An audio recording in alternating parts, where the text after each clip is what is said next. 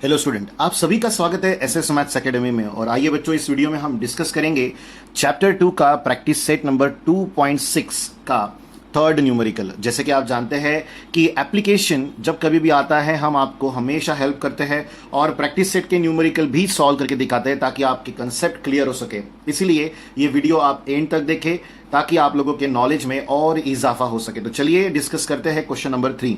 देखिए बच्चों, क्वेश्चन में कहा गया है in the orange garden of mister Madhusudan there are 150 orange trees. तो एक ऑरेंज गार्डन है और वहां कितने ऑरेंज ट्रीज है बच्चों? 150। The number of trees in each row is 5 more than that in each column.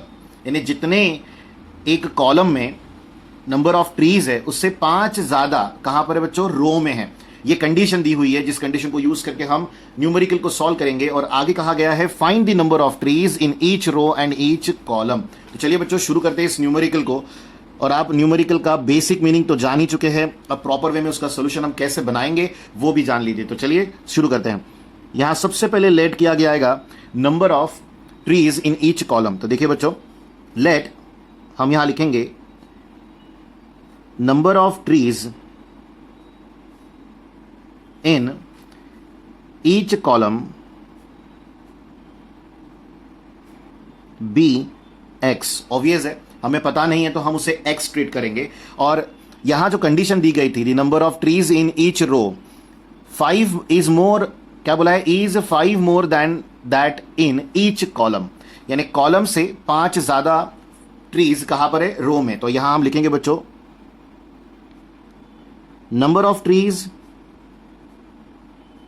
यहां एस होना चाहिए, इन ईच क्या आएगा बच्चों? रो इज इक्वल्स टू, तो यहां हम क्या लिखेंगे? x प्लस 5, क्योंकि 5 ज्यादा ट्रीज है रो में एज कंपेयर टू कॉलम। इससे आगे अगर आप बढ़ते हो तो देखिए इनडायरेक्टली ये एक रेक्टेंगुलर प्लॉट है जहां पर ऑरेंज गार्डन बनाया गया है। अगर हम यहां उसके बारे में एक शॉर्ट डायग्रामेटिक प्रेजेंटेशन से देखें तो अगर आप यहां पर x नंबर ऑफ, ये कॉलम है, ऑब्वियस है वर्टिकल लाइन को हम कॉलम कहते हैं, तो वहां x नंबर ऑफ ट्रीज है। यहां पर ऐसे डॉट ले लेते हैं फिलहाल के लिए, ये ट्रीज हो गई।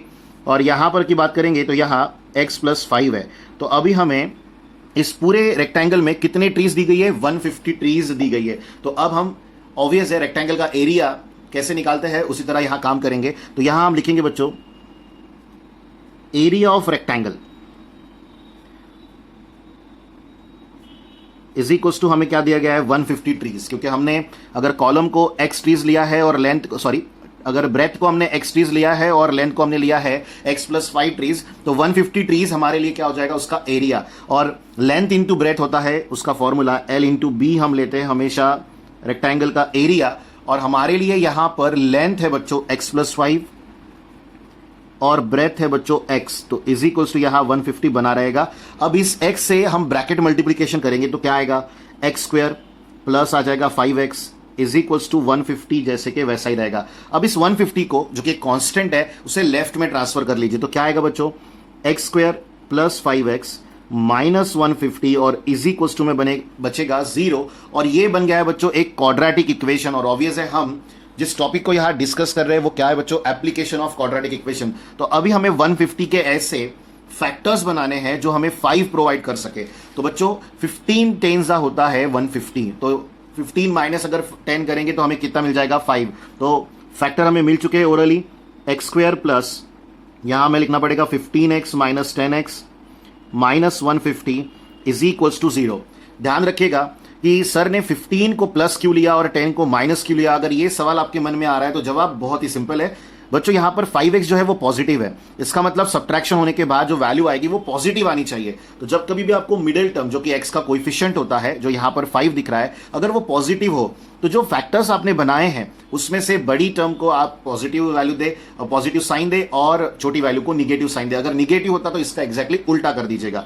आगे बढ़ते हैं। फर्स्ट 2 टर्म से हम x को कॉमन निकालेंगे तो यहां बचेगा x प्लस 15। नेक्स्ट 2 टर्म से हम माइनस 10 कॉमन निकालेंगे, यहां पर भी बचेगा x प्लस 15।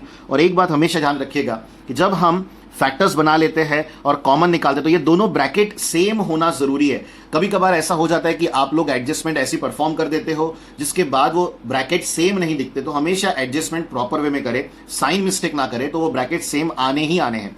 अब आपको इस एक्सप्रेशन में से भी x + 15 कॉमन निकलते दिख रहा है, तो फर्स्ट टर्म से x बचेगा, सेकेंड टर्म से बचेगा बच्चों 10, निगेटिव है वो ध्यान रखिएगा। और हमें दो टर्म का प्रोडक्ट यहां पर मिल चुका है 0, जिसका मीनिंग हम सभी काफी अच्छे से जानते हैं। अगर आपने प्रीवियस वीडियो देखे हैं तो जरूर आप समझते हैं क्या होगा उसका मतलब। हमें दोनों में से कोई एक वैल्यू 0 लेनी पड़ेगी, पर कौन सी एग्जैक्टली लेनी है ये हम नहीं जानते, इसलिए हम दोनों को 0 लेंगे और बीच में लिखेंगे और। अब अगर आप यहां से x की वैल्यू बनाते हो तो वो निगेटिव 15 आएगी और यहां से आएगी बच्चों 10। लेकिन जैसे कि हम जानते हैं कि हम नंबर ऑफ ट्रीज पता कर रहे हैं, तो वो कभी भी निगेटिव नहीं हो सकते, तो यहां हम लिखेंगे but number of trees नेवर्स negative. Application के मैक्सिमम न्यूमेरिकल में निगेटिव साइन बिल्कुल भी नहीं आती बच्चों, तो हम यहां लिखेंगे x should not be equals to क्या आएगा बच्चों -15, therefore x is equals to जो वैल्यू हमें लेनी है वो है 10। तो अब हम फाइनल आंसर लिख पाएंगे यहां पर बहुत अच्छे से, और ध्यान बनाए रखिएगा हम यहां लिखेंगे therefore number of trees in each क्या आएगा सबसे पहले बच्चों कॉलम, तो यहां आ जाएगा 10 ट्रीज, एक कॉलम में 10 ट्रीज है, और number of trees in each row की अगर बात करें हम तो यहां x + 5 था बच्चों, x की वैल्यू 10 है, 10 + 5 यहां हो जाएगा 15। तो ये है इस न्यूमेरिकल का फाइनल आंसर। तो इतना सिंपल न्यूमेरिकल हो सकता है बच्चों एक एप्लीकेशन का, बस आप लोगों को थोड़ा नॉलेजेबल रहना पड़ेगा और कोशिश करनी पड़ेगी न्यूमेरिकल को सॉल्व करने की। हो सकती है कि आप नए न्यूमेरिकल को सॉल्व करते समय कुछ गलतियां करें, बट गलतियों से ही हम सीखते हैं, ये हम कभी ना भूले। तो चलिए अब आगे बढ़ते हैं और डिस्कस करते हैं नेक्स्ट न्यूमेरिकल। तो ये रहा बच्चों हमारा next numerical. Vivek is older than Kishore by 5 years। आप समझ रहे हो इसका मीनिंग क्या है कि विवेक का एज किशोर से 5 साल बड़ा है, या विवेक किशोर से 5 साल बड़ा है। दी सम ऑफ द रेसिप्रोकल्स, क्या आपको रेसिप्रोकल का मतलब पता है, जो कि बहुत ही बेसिक होता है, ध्यान रखिएगा। रेसिप्रोकल का मतलब होता है किसी भी टर्म को 1 अपॉन लिखना, और अगर नहीं जानते तो देखिए न्यूमेरिकल का सोल्यूशन हम बना रहे हैं, ध्यान रखिएगा। Of their ages is 1/6, find their present age. तो चलिए न्यूमेरिकल का सोल्यूशन शुरू करते हैं और उसी में जानते हैं डिटेल को। तो यहां हम लिखेंगे बच्चों let present age of Kishore's be x years। और ध्यान दीजिएगा एज है ईयर्स में लिखा जाएगा, उसमें कहीं भी कोई डाउट ना रहने दे। और इससे आगे हमें अब विवेक की एज लेनी है, तो यहां हम लिखेंगे विवेक एज इज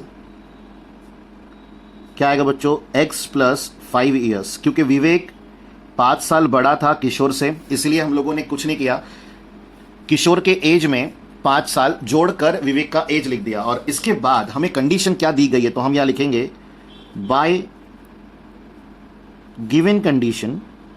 और हमें कंडीशन क्या दी गई है पहले ये आपको समझा दें।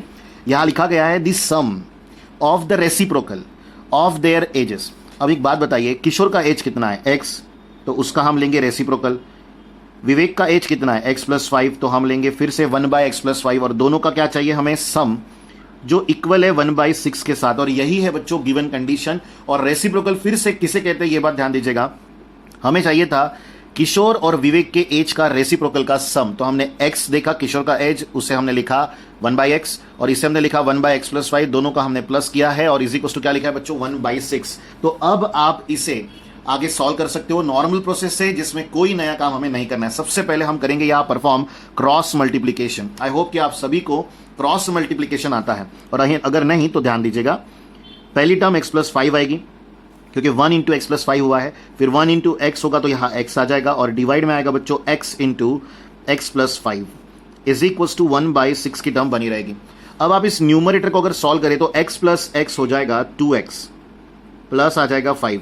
डिनोमिनेटर में अगर हम ब्रैकेट मल्टीप्लीकेशन करें तो x × x x² plus x × 5 हो जाएगा 5x, इज इक्वल्स टू आ जाएगा बच्चों 1/6। और यहां अब हमें इस टर्म में भी क्रॉस मल्टीप्लीकेशन करना है। पर ध्यान रखिएगा ये 6 यहां डिवाइड है, इधर आएगा तो मल्टीप्लाई हो जाएगा, और ये टर्म इधर डिवाइड है, इधर जाएगी तो क्या हो जाएगी, मल्टीप्लाइड। बहुत ही सिंपल स्टेप है, इसमें किसी को भी परेशानी होने की, यानी परेशान होने की कोई जरूरत नहीं है। तो अब ये 6 इधर आ जाएगा, इंटू हो जाएगा बच्चों 2x + 5 is equals to 1 × x² + 5x, वो एज इट इज रहेगा। अब आप इस 6 से ब्रैकेट मल्टीप्लीकेशन कीजिए तो क्या आएगा, 6 × 2 12 आ जाएगा, 6 × 5 वो आ जाएगा 30 इज इक्वल्स टू आएगा बच्चों x² + 5x, जिसमें कोई चेंजेस नहीं होने वाले। अब इन दोनों टर्म्स को आप इस साइड ट्रांसफर कीजिए, क्योंकि x² देख रहे हैं आप यहां है, वो सबसे बड़ा पावर होता है, तो हम उसे हमेशा पॉजिटिव टर्म लेके चलते हैं। तो हम इन दोनों टर्म्स को इस साइड ट्रांसफर करेंगे, बट लिखेंगे लेफ्ट में ही। तो यहां क्या आएगा देखिए, देयरफॉर x² + 5x - 12x - 30 और इज इक्वल्स टू आ जाएगा बच्चों 0। इससे आगे हमें कोई बड़ा काम नहीं करना है।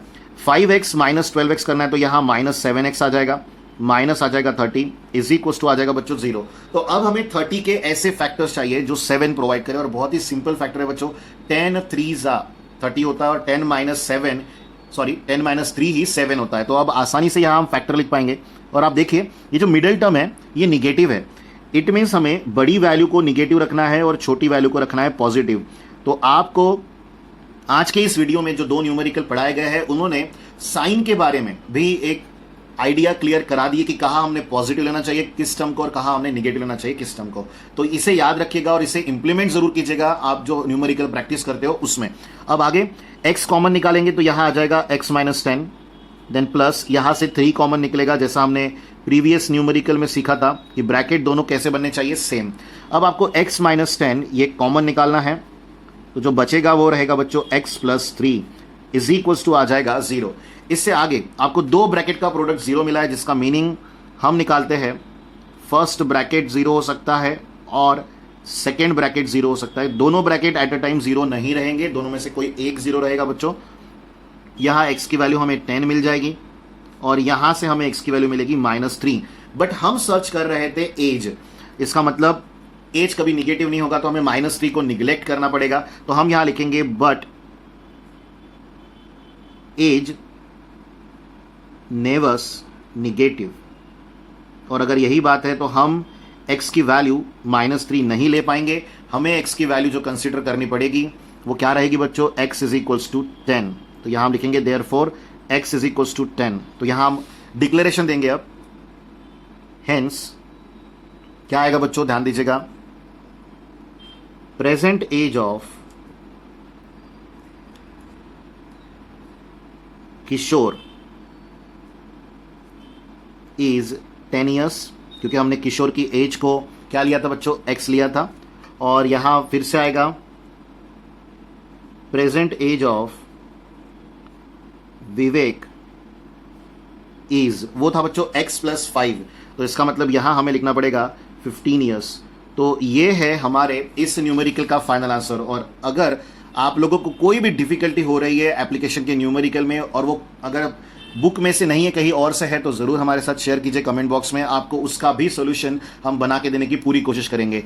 और अगर आपको हमारा वीडियो पसंद आता है बच्चों, तो वीडियो को लाइक करना ना भूले, शेयर करना ना भूले, और चैनल को सब्सक्राइब ज़रूर करें।